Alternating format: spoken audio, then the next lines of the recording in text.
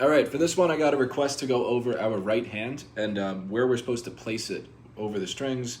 It was kind of vague, so I'm going to go over a bunch of it. The main point that I want to make, though, when we start out, we always have a fixed position.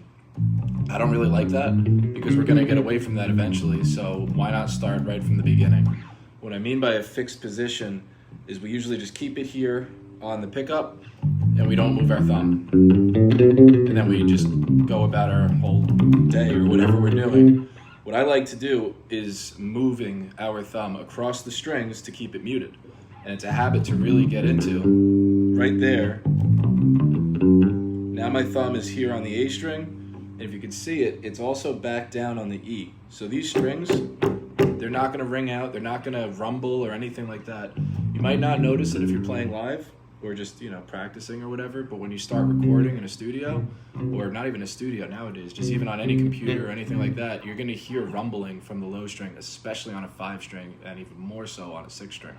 So it's a good habit to get into moving your thumb up. So what that would look like, if you just look at this hand, it's like, forget the left hand, all the busy shit that's going to go on, but just focus on when the thumb moves up. So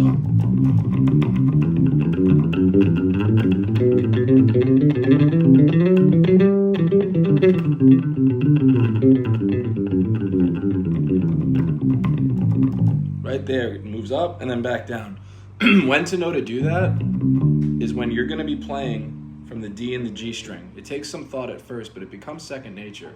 So once I'm here, I'm going up to the D string. That's when my thumb is sliding up.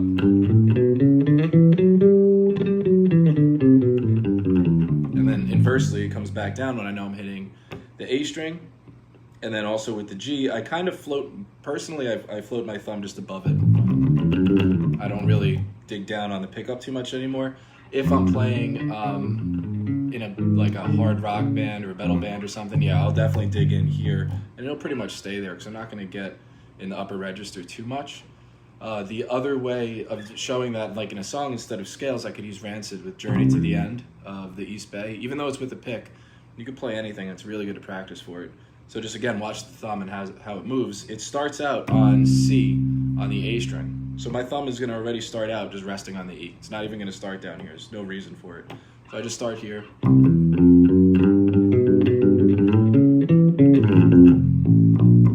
That part comes off.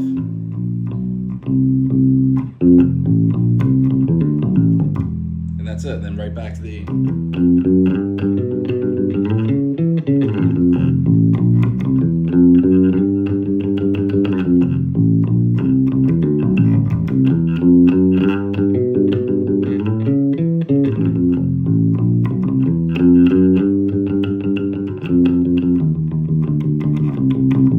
Hopefully that makes sense. The way to practice for that is be really intentional, like anything else with it.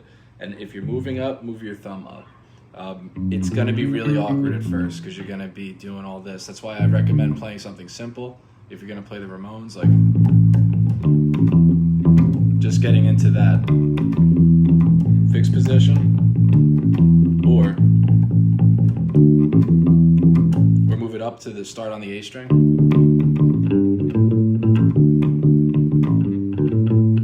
You don't want to get too busy with it either. When I play arpeggios, I don't even bother moving my thumb up because I'm on the string for one note and it just messes up the whole speed. If I had to go,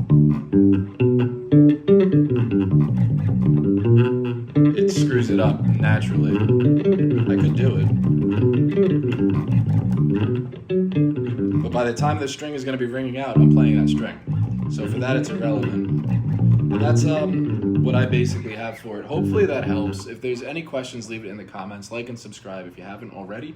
And I look forward to reading the comments for all this stuff because I know it's more difficult to talk about when no one's in the room with me. So ask away, and happy shredding.